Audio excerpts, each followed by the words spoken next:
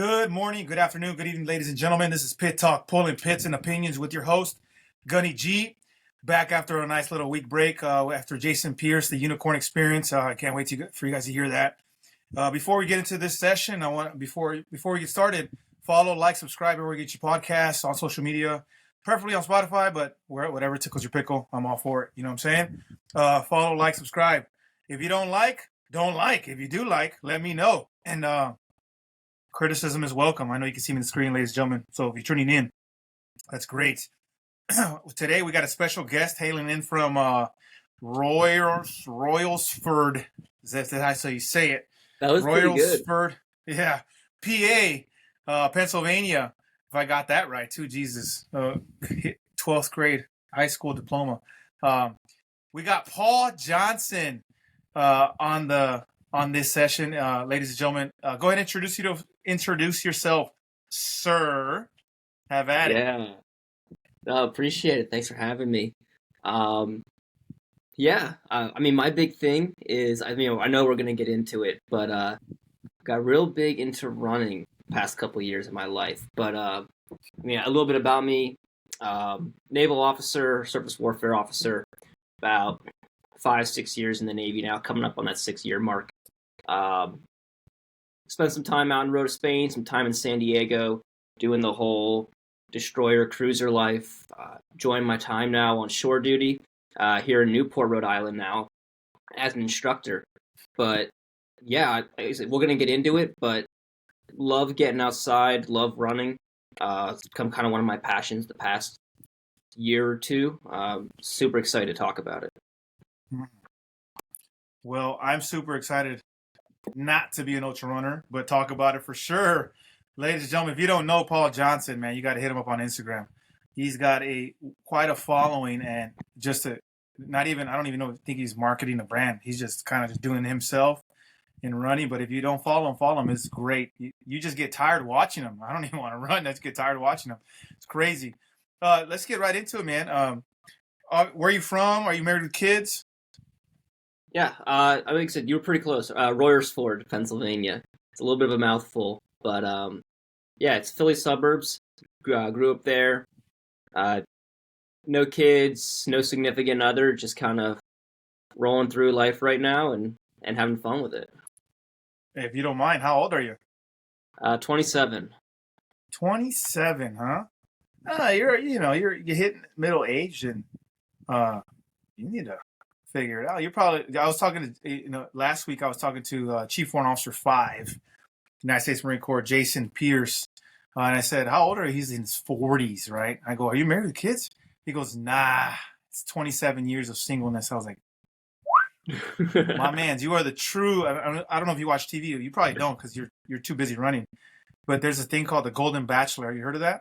I did hear that, yeah. Yeah, he's the true Golden Bachelor. You're kind of the bachelor in the middle age. You know what I'm saying? That's great. If you now you know Mr. Paul Johnson, single, no kids, the bachelor. Golden, the other guy was a little pale, but it's fine. Jason, shout out. So no, got it. How long have you been? You said 5.5 years. You kind of mentioned you're a surface warfare officer. Did you choose that by trade, or it kind of just fell in your lap? Sort of. So I went through Reserve Officer Training Corps, ROTC, through Penn State. So I went to school at Penn State. Went through their whole 4-year program, and the way that they work that is with, a couple different ways. But I was lucky enough to get picked up for a scholarship starting my sophomore year. Went through all the training, ended up commissioning, and when they do on the Navy side of things to get sort of, I think you guys call them MOSs, we call them designators, is you kind of put in your preferences for what you want to do, and then you kind of get ranked and assigned, and the Navy picks what you're going to do. So initially I wanted to go explosive ordnance disposal coming out of college. Didn't work out for me. So I ended up with surface warfare officer. It sounds legit, to be honest. Sounds kind of secret squirrel. I was thinking when I was reading a little bit about it, I thought you were here in Washington because there's a lot of subs over here. It makes sense to be out here in Washington. Yeah, the Newport now is it's like the joke is always that it's like every SWO at some point, and like every 3 years, comes back to Newport. Because all of our like command schools, all of our department head, division officer courses, everybody has to come back through Newport at some point. So it's like you're always seeing the same people in the community coming back and checking in. Yeah, I see you got a nice Yeah. beard going. You know what I'm saying? I like it. Too bad I can't get one of those. That sucks. Not you, but just the fact that I can't get one of those. Yeah. So it's sweet. You look good. You get blend into the civilian populace. You're doing well, and especially as a runner. You know, nobody will ever know that you're a naval officer. Yeah, it's pretty wild. We did last summer, the SecNav had us do a study on facial hair, and like mask sealing.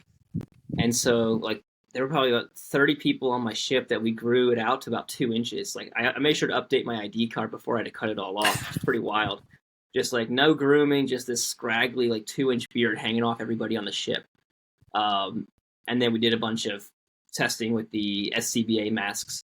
I never had an issue with shaving beforehand, but then ever since that study, it's just like my face cannot handle a razor now for some reason.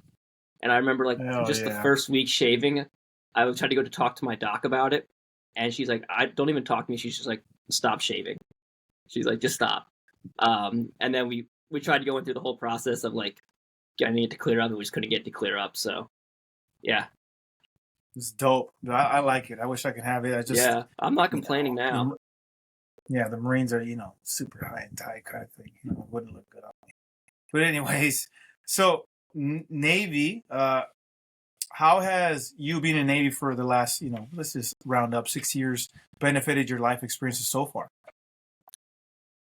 Honestly, it's the I think the exposure to the world. I mean, that was one of the really cool things about going as a SWO, a surface warfare officer, is my first ship was forward deployed to Rota, Spain, and there's four of us out there um, doing that mission set out there. So getting the chance to just graduate college, all my friends are getting all these jobs, or they're going to work somewhere, they're going back to school for additional school, and here I am hopping on a plane, flying out to southern coast of Spain, and then just jumping right into it, getting a house with a couple of friends, jumping into a brand new job, brand new world I know nothing about, and getting a chance to just travel all over Mediterranean, the Baltic, High North, Africa, getting to see all those amazing places. It's just really like an eye-opening experience. Yeah, that sounds so boring. Gosh, Paul, seriously. He's not bloating or anything. He's pretty humble about it. Goodness gracious. Too bad we're not in your shoes. I wouldn't mind going to Spain for my first duty station. Goodness. That's awesome though, man. Exposure is great. I mean, what would you be doing other than right now? What do you think you'd be doing? Like if I wasn't in the Navy, A or naval officer. Yeah.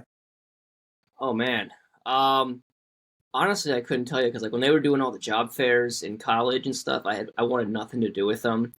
Um, I would probably be in some major city somewhere. Um, Not too different, pounding through some Excel spreadsheets just like I did with the Navy. Yeah. But not getting to go to cool places. So Yeah.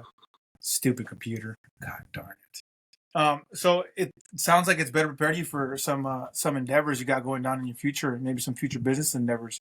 Um, if you have any, man, let us know. What do you got yourself going into besides being the Navy's face of ultra running? yeah, the I mean in terms of like business endeavors, I haven't really done too much with it, right? Um, but I think like a lot of my friends are kind of we're at that point where basically at this 5 6 year mark for the officer community as SWOs, we have to kind of make the decision. Okay, are we staying in the Navy and doing another sea tour as a department head, or are you going to do some extra time as a shore tour, which is what I'm in right now, or are you just gonna straight up separate from the Navy? And I think a lot of them kind of struggle with, you know, making that decision on whether or not they want to separate from the Navy. And I think it's not just my peer group, but people in the military in general, because you're in such this rigid organization that really does, for the most part, everything for you. And it's all you really know for the most part, because you're coming in for the most part straight out of high school, or you get high school, college, and you're coming in straight out of college. There's some individuals coming from OCS who have had done the civilian life for a little bit of time, but then you get in this routine with the military. I think a lot of people are kind of scared to take that leap of everything's kind of, it's set in stone with the military. I know for the most part what my job is. I'm going to move here or there, but it's going to be there, the job. But making that jump to the civilian world is a kind of a leap into the unknown. I think people get worried about that, but my view of it is, no matter what you've done, whether it's officer, enlisted, no matter what your MOS was, you've got a lot of experiences, a lot of leadership and personal development that most people don't see in the time frame that you've experienced it and grown as an individual. And that is such an asset to the rest of the world, that as long as you're a driven individual and don't just sit around all day, you're going to be able to find something to do. And I think that's one of the greatest things about when you look at a business endeavor, whether it's you're actually pursuing a business for yourself, or you're pursuing work, or you're pursuing life outside of the military, or even during the military. There's so many options out there that you just have to find something that you enjoy or you want to try to pursue a little bit, and you can make it happen because you are such an asset coming from a military background. That's good. I like that. So you're not really you're not exactly in business, right? For making money. More it's right. As I follow you and I look at your, your personal brand, it's running. And this is side note. Are you getting free shoes from Hoka? Hoka? What are we saying? Hoka? It's been a back and forth. My local run store gives me more free shoes than Hoka does. I buy so many shoes that they're just like, this pair's on us, dude. Like, just take them. No, we've been talking about some stuff. They did send me. I think they sent me 4 pairs a couple of months ago, which sounds like a lot, but with how much running I do, that only lasts me like 2 months. Yeah, the 2 weeks pair of shoes. Goodness. Pretty much. Jesus. But no, we're talking about some things. I mean, when you look at the business side of what I'm doing, you're right. I don't run a social media account for the point of making money. I've had, when you start becoming, I think, successful in sort of that social media sphere, all the brands start crawling out. They're like, here, we'll send you free stuff, and then you post pictures of it or post videos of it, right? Because they want their free marketing.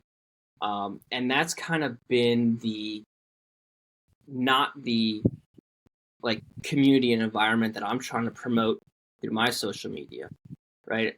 I just want to be like, hey, this is me. I'm doing my thing. And there's a lot of value in that and what you represent for, in this case, you can call my social media my business, right? Even if I'm not making money on it. Yeah. And it's like I've pretty much turned all those down because I don't want to run ads on my account. That's not what I want to do. I just want to be able to do what I want to do. I don't want to be restricted in that. I don't want people to go, oh yeah, I'm going to watch his account and he's going to sell me shoes or sunglasses or anything like that. And I think that is what has kind of helped that sort of aspect of things grow. It's because, a year ago, my account was, it wasn't too much. It was probably 2,000-3,000 followers, and now a year later, it's like 125,000 plus, and it's like it's very to grow at that level. I never would have thought that it would be where it is now. but I think it's because of not pursuing all of that. I'm gonna sell things on this account, but just being myself about it. I think that's what's really Mhm. done well with it. Nice. I mean, if you're tuning in, ladies and gentlemen, Pit Talk, pulling pits and opinions with Paul Johnson, the ultra runner, right? The. They make sure you capitalize the. But it sounds like it's a good because I was talking. I don't know. I was talking to a gentleman that owns Wicked Bold Chocolate. His name is Derek Cahill. He said the same thing, man. He's like, I don't marketing your business on social media is BS. Obviously, he didn't say it that way, but he was very passionate and very enthusiastic about what I promote myself. If you don't like me, I don't. He clicks people off, right? I don't give a f. He says, right? And but if you do, you follow me and you like the advice that I give and being very transparent. That's who I am. That's who I'm. That's who I am. That's who I'm selling. I'm not selling you my chocolate. If you want to buy my chocolate or you want to buy my things that I got, sure, why not? That helps me too as a small business, but I'm not here to sell you anything. I'm here to be honest and transparent with you. I think that's the same along the lines that what you got, Paul, is I don't want to sell you nothing because then it becomes another social media ad, another social media Yeah, market. But I can appreciate that's very humble. That's very it's very transparent. If you're listening in, tune in. Paul Johnson on Instagram, man. That's good advice. You want to market yourself as a person before you can figure out what you actually want to business market, I guess per se. But that's good advice, man. I yeah, appreciate that. and I mean Um, that's really how the social media side for me started. Is one of my mhm. friends about a year and a half ago. He's like, "Hey, you should do like social media influencing stuff. I think you'd be good at it." I'm like, dude, what am I gonna show? Like, who really cares about what I'm doing? And he's like, no, just do it. And he kept pushing me. And the more I thought about it, because I knew I was going to be separating from the Navy eventually, right? Everybody separates from the military at some point in one way or another. I was like, you know what? This is what could be a great lesson in business and marketing. Um, because it's just like what you kind of said about selling yourself versus selling a product is like I've learned so much about social media, even like human psychology a little bit of like how people interact with things and how they respond to different things through the social media that it's developed me as an individual, but then also kind of that business mindset of how can how can I sell myself and what doors does that open for me in the future? Mm, that's good, man. I've been watching, following you, and I'm trying to get the take the 30-inch step to start running more. I heard there was like a thing. Somebody said to me, if you run more, you get better at it. Is that true in your opinion? It's crazy, but yes. I don't like to run more, to be honest. The Marine Corps wants me to run 3 miles. I'll run that faithfully every single day. Yeah, When you're talking about 15 plus miles, come on, Paul. It's not even realistic, dude. it's No a wonder warm you're, up. yeah, warm up, dude. What the frick? Um, can you just quickly touch on the whole world record that you're trying to set here from LA to Oh, yeah, NYC? yeah. Um, so I run a lot. Um, and Understatement. it's like um it's something that I've thought about now for probably 2.5 years. Um, is it's like I have a goal to run across the United States. Um, Not many people have done it, probably about less than 400. If you Wow. think about that in scale of comparison, like there's like 600 people that climb Mount Everest every year or attempt to climb Mount Everest every year.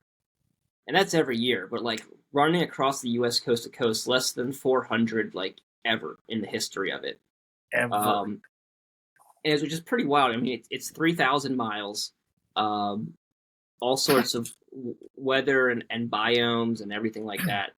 But yeah, yeah. I'll I'll Most people follow don't you even in the want to car. drive it. Yeah, Yeah, I well, that's wouldn't the even thing. want to Most people don't drive. even want to drive it. They like comment on my like the 100-mile races. They're like, dude, I don't even want to drive 100 miles, and you just freaking ran it. Um, Hell but no. yeah, we running became a huge coping mechanism for me Hmm. following my time in Rota in Spain, and then also just dealing with some stuff when I got back to San Diego. So like I didn't get big into running until the past year and a half, like the last 18 months, um, which is a huge jump in like my progression as a runner. But the for me the record is like a couple things, right? I think it'd be a super cool experience regardless, trying to do that 3,000 miles. The current records, it's 42 days, 6 hours, and 30 minutes, about 72 miles a day. Uh, I'm going to try to do it in 75, so that's 40 days of just running 75 miles a day, about 13 to 15 hours of running a day. Um, that's the one piece of it. The other part, which is how I kind of talked about that coping mechanism, is making this almost like an awareness piece for mental health, right? I've I've had a lot of issues with anxiety, depression, sleep, all sorts of stuff following that tour in Spain. A lot of my peers have. Um, a lot of service members and veterans all struggle with some form of most commonly anxiety and depression, Hmm. just due to everything that those individuals are going through. Like statistically, being a service member, you are absolutely more prone than the average population for it, um, and it's a huge issue. And so, for me, definitely not doing a lot of great things responding to it, but running has sort of helped me deal with all that. So Yeah. promoting that through the run, and also trying to fundraise $1 million for some veteran health and wellness charities along the way who again promote this getting out, being active. Me blacking out in Spain and waking up on a park bench at 7 a.m. and then trying to get to the ship pretty much almost still drunk to go do an inspection that day. Like that is it's not an ideal spot to be in. um, and so running obviously a much better alternative, and that's what we're trying to do. We're trying to create the awareness, the fundraising. The Hmm. record's a super cool part about that, and it's a great selling point when you put it on a T-shirt or something like that. But that's what we're going to try to accomplish here in the next, I guess, 3 months now. That's coming quick, pretty quick, man. I'm Mm-hmm. excited for you. I mean, I'll be there in spirit. I'll run, a quarter of a mile every month, or however long it takes you. I'll run 40. I'll run a quarter of a mile every day for 42 days or 45 I days, however love you're it. trying to do That's more than zero. I'll take it. it. Yeah. Um, hey, I had to ask. It's a two part question Yeah. here. Obviously, your career has been successful in the Navy, and you said you had mentioned, excuse me, you had mentioned you're going to get out here pretty quick. And running has been a part of you, a coping mechanism. Excuse me. Can you give some advice for service members in general? I mean, ultra running is not everybody's forte, but give Yeah. them some advice, right? If running's not it, what can we do? You know what I mean? Yeah. I think it comes down to like whether it's the military, whether it's for me the running, the social media, whatever it is that you're doing, is there's a balance to it, right? It's kind of like that work hard, play harder type of Mm, thing, where we we're very good in the military community at whether we enjoy it or not. We're very good at just putting our head down and getting the work done one way or another. We will find a way to get it done, and it's going to happen, and we're going to do it. And we may get task saturated with another thing afterwards, but we know how to work hard and just push through everything. But what we're not good at is that decompression part, mm, or necessarily finding that balance, whether it's a leadership issue, not providing that time and space to do it, or mm, it's that individual not using that time and space they've been provided to do that effectively. And I think that's the play harder part, where you can work super hard and be very successful, but ultimately, I think it wears on you if you don't find a positive outlet. For me, it's the running, it's getting outside, going skiing, going hiking, doing something outdoors. For other people, like there's different outlets: journaling, hanging out with friends, going out and partying. in the evening or something. Like everyone has their own thing, and I think that you have to be better at the decompression part than you are at the working part, which is that work hard, be successful, what you want to do, but you've got to play harder. You've got to give yourself that time to enjoy yourself and do what you do. And there's good ways of doing that, and there's bad ways of doing that. And that is what ultimately the balance between the two that leads to the success. Yeah, balancing is a big deal, man. It's time management priorities. Family for you. Family's not one of the not issues, but some of the baggage that you have as a service member. Um, there's obviously never enough time in the day, right?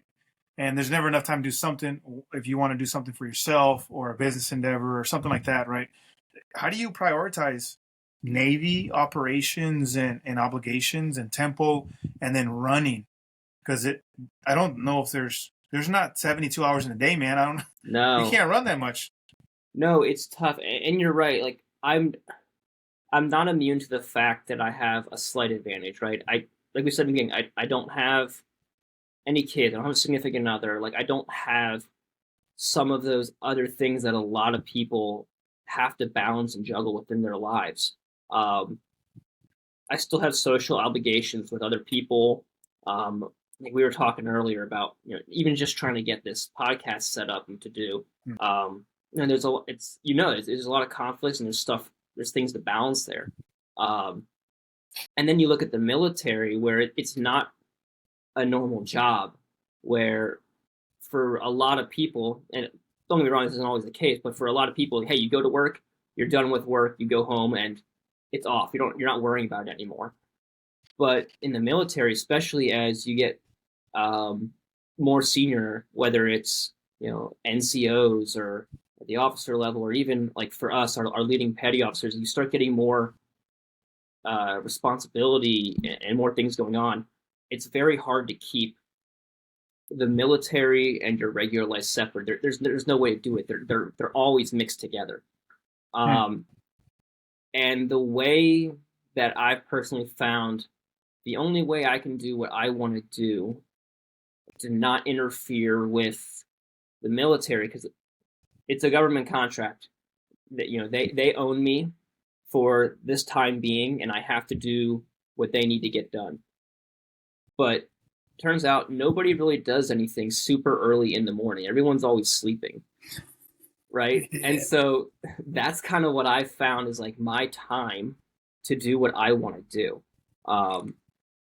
I mean, you've seen I do the bulk of my running at like 3:30 in the morning before work. I do a lot of like work and emails and things like that on my personal side of things really late at night or really early in the morning, because work's not typically going on at that time, or other people aren't doing things at that time. And so it's definitely a stress on me to have to sometimes be up at those times, but that's ultimately what allows me to have the time that I want to do things the way I want to do them. Yeah, that's 3 in the morning. So I mean, I used to get up at 3 in the morning, but that was because I did that stuff back there. And yeah, that was rough. That's rough, dude. I mean, I applaud you. Who else is gonna do it if you don't? I mean, I'm sure Yeah. somebody else, but you know what I'm saying? Like I was watching a video the other day. David Goggins, super. Oh Whatever yeah. he is. I don't know. He's a different breed. He posted a video and he said, it's 110, humid. I'm out here running, blah blah blah. Trying to motivate us, even though there's no comparison, right? And somebody pulled up beside him and goes, "Dude, why are you out here?" And he looked at him. He said, "Because you're not." I was like, "That's deep, man." Because nobody, if I ain't doing it and you are, let's just say work together. At 3 in the morning, who's really more disciplined? You know what I'm saying? Yeah. I'm not waking up at 3 in the morning. I'm sleeping. Maybe 5. You got me at 5 in the morning trying to get up. But who's really, passionate about what they do? Getting up at 3 in the morning? That's Paul, man. That's crazy. And that's just not to conflict schedules with, Navy and big Navy operations and just your personal time. And And you consider that decompression in the morning before work? Decompression happens in the evening, Yeah. homie. I don't know about you. Well, I think you make a good point there. Is it's like you said passionate about it, right? And like that's my view on it is like my view isn't, oh, I'm out running and you're sleeping, so I'm more disciplined than you. It's like, no, that's not it at all. It's like Oh, okay. I'm doing something that I love doing. Is there a little bit of a, I get into work, it's like I've already run 15 miles and like you feel a little bit proud about it? Absolutely. But it's not like I walk up to the guy at the desk next to me, it's like, hey man, I ran this morning, what'd you do type of thing. It's just the running to me is something that I'm Yeah. passionate about, right? And regardless of what it is, I think that's what's important is what are you passionate about, and how do you make it work? Because it's much easier now that I'm on this shore tour where I'm working in an office building as an instructor now. But like being on the ship, it is so difficult to try to get to do the things that you want to do. Hmm. And even though I wasn't running when I was in Spain, I mean, I ran a little bit like here or there, nothing like I am now, but like you get off watch uh, at 3 in the morning. And that was the thing. It was like you go to the gym, nobody's there, nobody's calling you for a meeting. Like you just have, it's just dark and silent on the ship, and you're just in there in the red lights working out by yourself. And it's like that, it's, I think a lot of people in the military can relate to the working out aspect, even if it's not the running, because I know most people hate running, and I'll convert them eventually to be runners. But a lot of a lot of them definitely like lifting and going to the gym. Like most people in the military can relate with that in some capacity. It's the same thing. It's that whether it's that pump or that decompression is the same for me with the running, where it's that chance to kind of take a deep breath and just chill out. Hmm. Yeah, that's good, man. Because, oof, I mean, again, your decompression happens in the morning before work. Mine happens midday ish, right towards the afternoon, where I, take 30 to 45 minutes just to slay my body in the Marines, Yep. and then I go home, and then I'm, for me, it works out that way because obviously I have obligations when I go home, and so if I can decompress before I go home, oh, my mind is right and ready for the family and Yeah. the kids and the needs that I have at home. And so for me, it's kind of fine. For you, it's in the morning. For me, it's in the mid afternoon, and it just works for me, anyways. But you're saying it's a form of meditation for you. It's that's what it sounds like. You decompress. You get your mind right, and but don't you need sleep at the same time, man? Like I don't understand this. Yeah. Fuck. I mean, that's definitely an area that I need to improve on. Like ever since Spain, I don't sleep well. Like the only time I've ever slept through the night without waking up is if I was out drinking, which is kind of Mm, weird because alcohol does not help your sleep in any way. It makes it much worse. But when I got to San Diego, like I didn't, and I still don't like. I can't sleep through the night. Um, and I've been trying for 2 years now. Finally, this January, they're gonna have a sleep study done for me. But that I'm certain there's like a lot of other people. There's a correlation between everything that having to deal with on the ship, and then the transition is just working those 2 watches a day, waking up 2 3 times a night to go work. It just takes a toll on your body. So yeah. I think I generally I need less sleep than most people. I think that's independent of everything from Spain. But like I'm if you give me 4 or 5 hours of sleep, generally I'm good. Like I can do that for forever. I definitely feel it. I'm super tired, but like I can do that. And I think that's one of the things that definitely helps with whether it's good for me or not. It definitely helps with sustainment of the kind of the schedule that I keep in allowing me to do those early morning activities day after day. Yeah. Do you, quick side note. So you wear a shirt that always has the letter RW. Is it RWG? Is RWB. that is? Oh, RWB. I'm sorry. Um, yeah, I can't see. I need my glasses. But I'm a little older than you, but not that much older, right? Only Ancient. 8 years. Yeah, right. Um, what does that stand for? Can you tell us? And then Can I get one, or is it just for runners? Yeah, no, it's you can absolutely get one. Team RWB, Team Red, White, and Blue. Um, Oh, they're okay. yeah, so they're one of they're the leading veteran health and wellness charity in the Huh. United States. I want to say I might mess this numbers up, and they're going to get mad with me, but I think it's like 200,000 members or something. Um, What? and it's basically kind of what we've talked about like today is it's like they understand, and a lot of, like we said, a lot of people struggle with, you leave the military, you're used to like, you don't have that camaraderie, just that given camaraderie Mm, because you're in there, like you don't necessarily have the same, fitness routine. As much as some people may hate it, you don't have the same fitness routines of PTing together.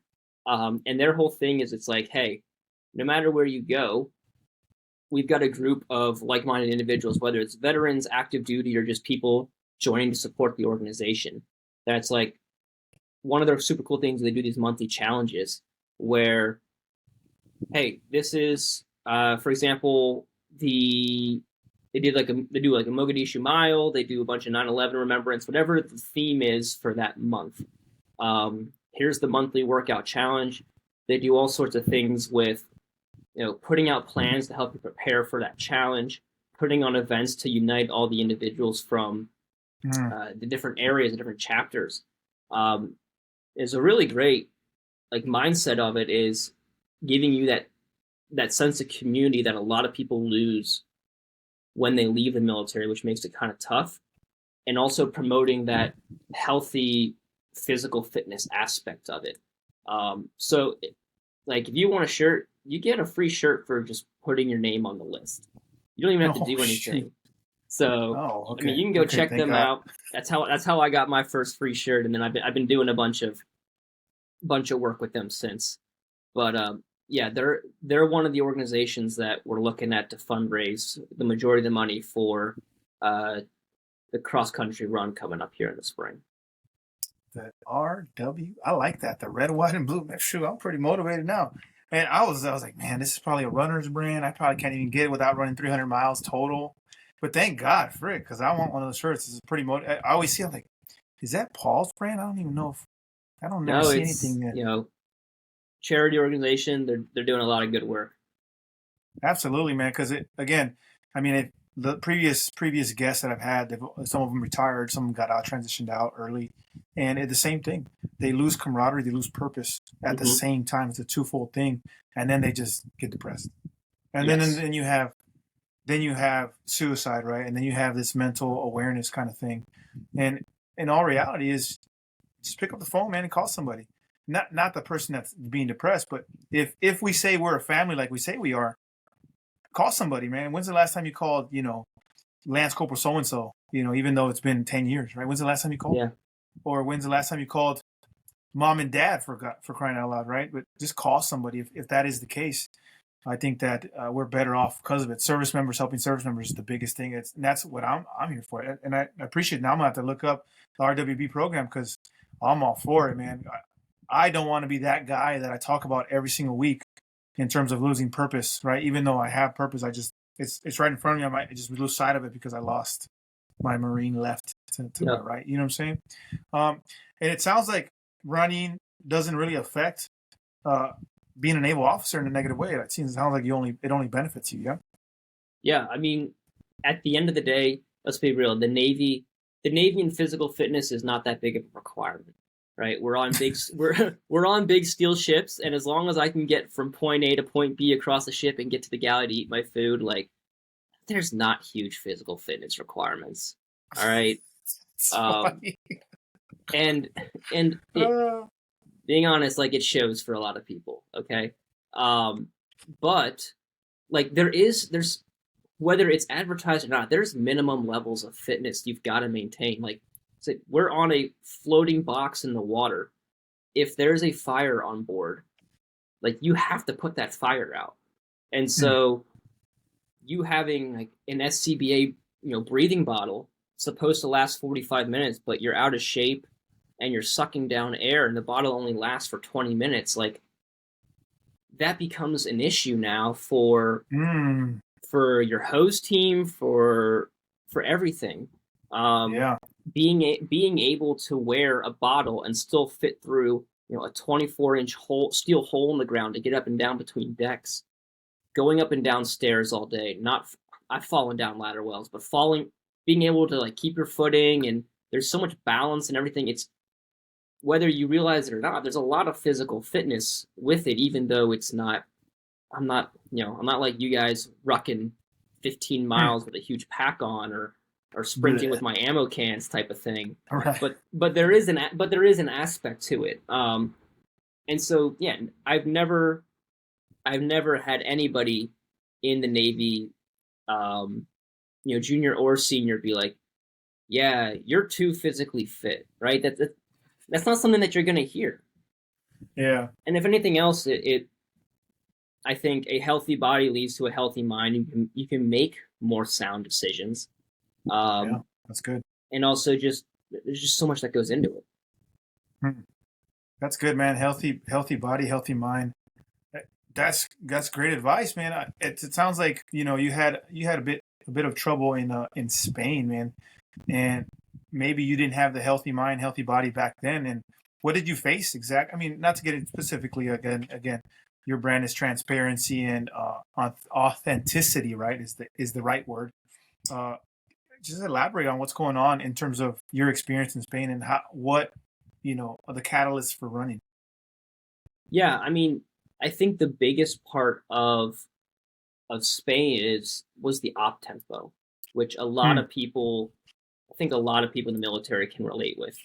Um, and it was just one of those things where for that forward deployed schedule, we have 4 ships covering all of the Mediterranean and basically Sixth Fleet area of operations. They're 2 out at a time, and the 2 are in port getting worked on. And it's nominally it's a 4 months out on patrol, 4 months in port getting worked on type of cycle. But then with if something's going on in the world, like you have to go respond to it. And so those schedules kind of shifted, and it became more of like a 6 months out, 2 months in, 6 months out, 2 months in, which which is tough. You start coupling that with what are you doing on the ship? I was working in engineering, and traditionally engineers have a little bit more work to do in port because that's when we're getting the repairs done. Um, Yeah. and it's like you're showing up to work in the dark at 6 in the morning. You're leaving when it's dark outside at 7, 8 p.m. at night, and then you're doing that day after day, standing Hmm. duty days. It's just all the inspections, certifications, all those events. It starts to add up, and it's a lot. And then, I mean, also struggled with a lot of command issues in terms of that command climate um, on the ship, and so it just all culminates together. The stress of even if you get rid of all that, the stress of the job and what we're doing, dealing with the Russians, dealing with other countries, and what our mission set is and what we're doing out there. It ends up Yeah. being a lot, and people don't realize how much that stress kind of wears on you. And even Yeah. if you're good and adept at handling it, it builds up over time, no matter who you are. And when it finally decompresses out, it can be a lot to handle and a lot to deal with. And so those were I think a lot of the issues that I felt, and like a lot of my peers, and I think about like my senior chief, my E8, um, who we're working with, um, that we all deal with, is it all that builds up. And so Yeah. I think that's one of the issues. But the running and the physical fitness, that was people's chance to decompress. We get a bunch of JOs down in the gym hitting our treadmill for 15 minutes speed walking, because it's kind of can be difficult to run on the ship sometimes, but getting our speed walk and sweat in together, it's like, all right, cool, we're good, we're decompressed, let's go deal with the next task that we got to do today.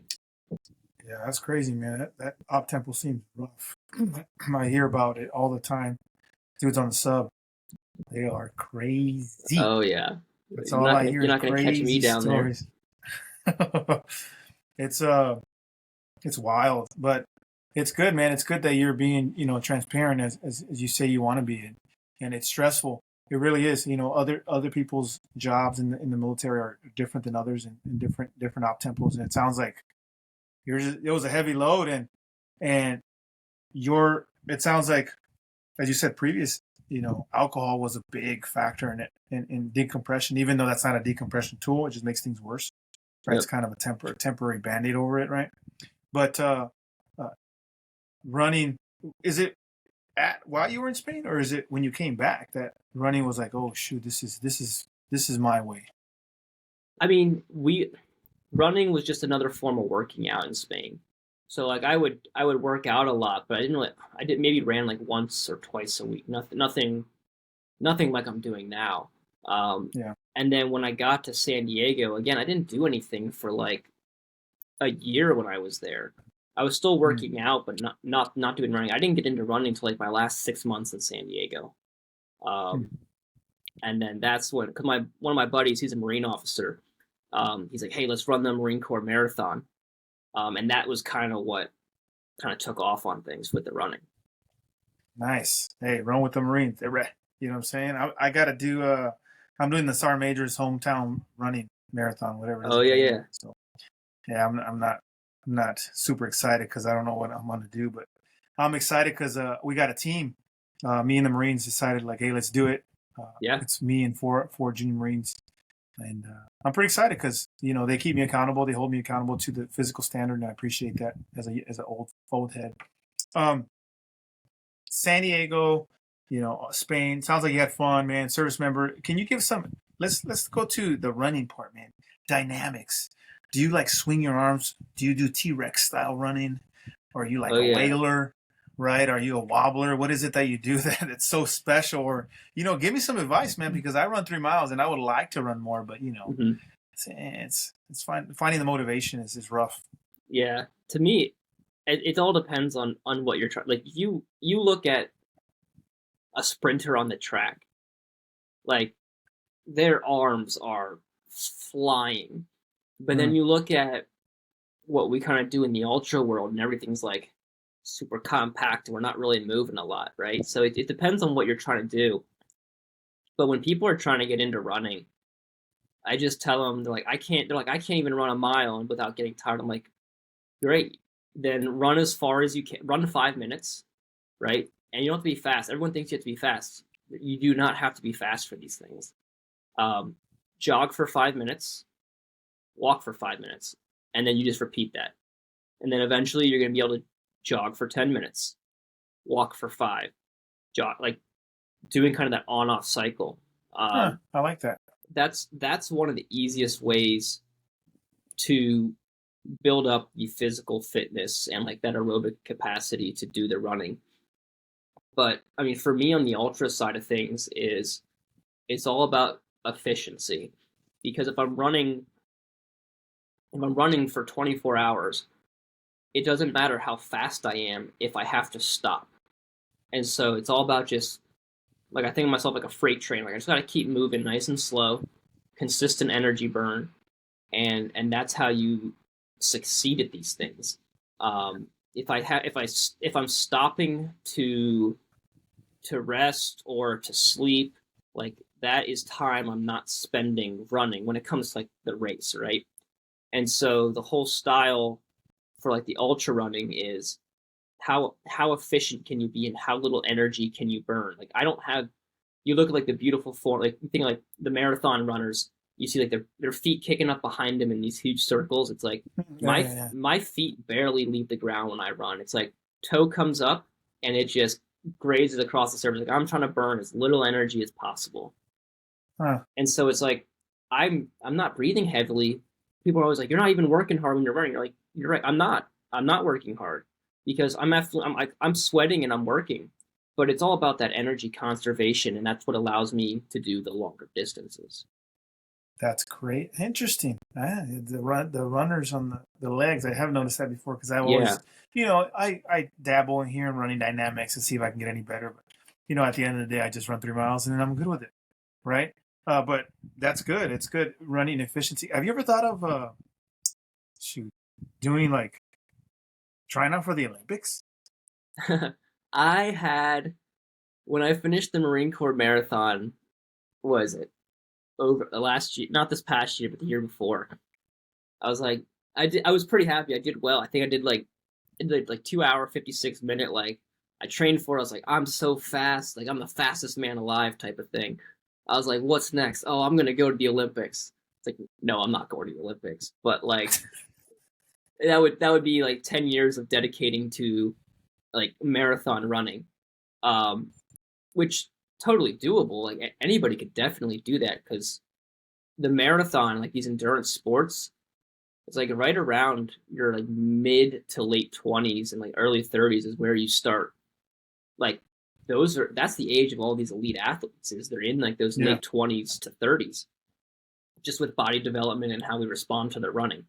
Um, but yeah, I thought about it for about a month, and then I realized I hate marathons. I'll run a 100 mile race any day of the week, but I every time I run a marathon, I hurt myself. It's just a sprint the whole time, and I hate it. So Oh, it that was a pipe dream stinks. for about 1 month, and I was like, I'm not doing this. Dude, that would have been dope. So there's nothing else that you can do in terms of track and field with it? I swear ultra running is a thing. I don't know what it's not an Yeah, Olympic thing? it's becoming past 2 years. It's become much bigger, especially I think post COVID, as a lot of people have taken to running since then. Um, the thing with the Olympics is you can't sell it. It's not exciting to watch, right? If I'm, Stop it. I mean, it's exciting to watch, but the amount of time that it takes to do these events Yeah, that's is true. from like an economical standpoint for them, and it just doesn't make sense. Yeah, we'll start Like you off they, at the beginning yeah, and then towards the end of the Olympics we'll watch you guys. exactly. That's funny. Like if my mom came to, I had a race out in France this past year, and my mom came to watch, and it's like, except for like the live tracking on the phone, it's like through the mountain. She's like, she saw me 3 times in 40 hours for like 5 minutes each. So Wow. it's not necessarily the largest spectator friendly sport. Um, Yeah. it can be like if you're posted up watching all the runners go by, but if you're trying to like watch an individual person, it's not a spectator friendly sport. Yeah. That's crazy. You're all over the place, man. I watch you as you like go to these different spots. Do you get invited based off, how you do on a certain marathon, or you just sign up for it and you fly out, pay for a ticket and go? For the most part, just sign up and go. The France race was, I mean, I had to pay to go, but it was an invite because that is like UTMB Ultra Trail de Mont Blanc is like the Super Bowl of ultra running and trail running. Um, it's held in France every year. You start in France, you run 106 miles through the Alps, like into Italy, Switzerland, back into France, all in one race.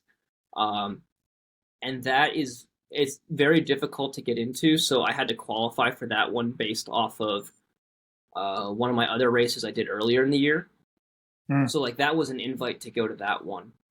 But otherwise, it's just find a race on the internet, sign up, and go do it. Oh, that's right, because you're sponsoring Paul. Not hey, I see sponsorship down the road. Don't worry about it. I see it. So we the have races are gonna come, dude. we got some stuff in the works for the run across the country. So we'll see what comes of that. That's what's up, man. I'm excited for you, Paul. I appreciate it, man. Where can service members reach you at? I know that you were talking about RWB and some of the mental health stuff and things that help you cope and better be a better person, better service member, better overall individual. Um, how can service members reach you at to get just decompress if you will with Paul? Yeah, I mean, Instagram's where I do most of my stuff. So I'm on Instagram as Powley Johnson. It's just Paul Johnson, but the L's an I. I'm starting to get YouTube going. It's kind of on its first legs, but yeah, Instagram's the main way to reach me. Sweet. Again, this is your show, man. Excuse me. Whoa. Uh, one last two raw. What can the floor is yours. However long you want to take. Finish at the top. What kind of advice you want to give, or anything last minute save rounds? For service members that are listening today. Yeah, I think the biggest thing is understanding at some point your time in the military is going to end. Um, Mm. and some people it's sooner than others.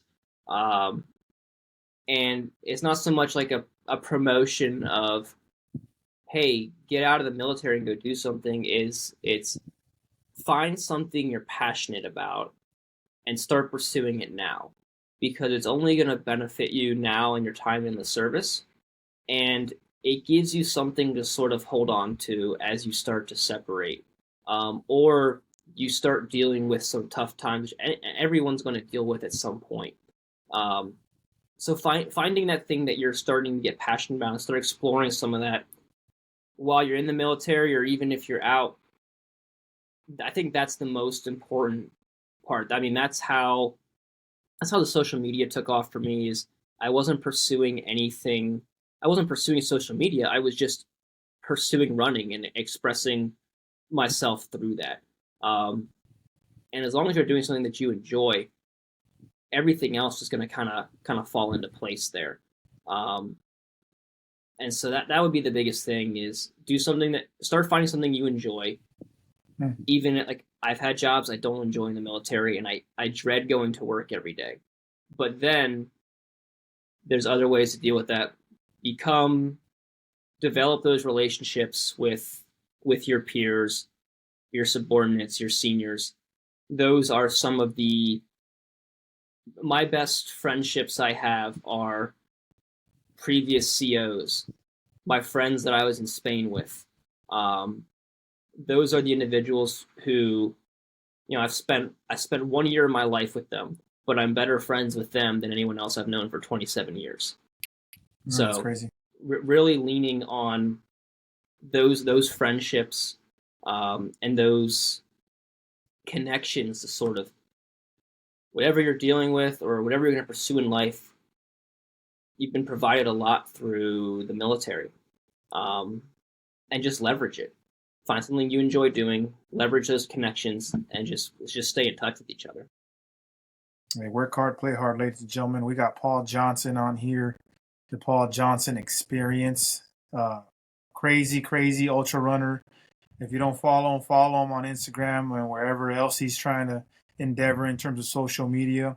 Dude, I appreciate you taking the time out of your busy schedule, man. You're an inspiration to me, and you know I want to be a better runner. And looking at you, what you do, your consistency, right? This taught me over here discipline above all else, right? Uh, and that taught me while I was there. But when I got out of that, environment, it's just kind of like hard to sustain. Excuse me. And you bring inspiration to myself, right? Who wants to do more than just 3 miles, right? So I appreciate that, man. Keep up with the hard work. And if only you inspire one, you have inspired me today in the last hour. So I appreciate it very much, Paul. Ladies and gentlemen, this is Pit Talk, pulling pits and opinions with your host Gunny G, and we out. There it is, perfect. Hey, Paul, I appreciate you taking the time. Yeah, of course. One last thing.